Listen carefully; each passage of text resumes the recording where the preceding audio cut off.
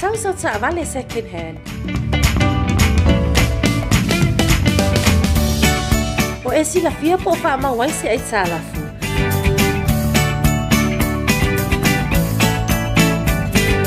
O mawhaine le matanga luenga o pisinisi ala manuia malepa o na pui au mea tōtino. E ala le sala e wha mawai mea tōtino tau le tangata lava ia po le PPSR. O le ama whainei o na siaki pelo i esi ei tālafo wha mau le taavale aile i wha tauina.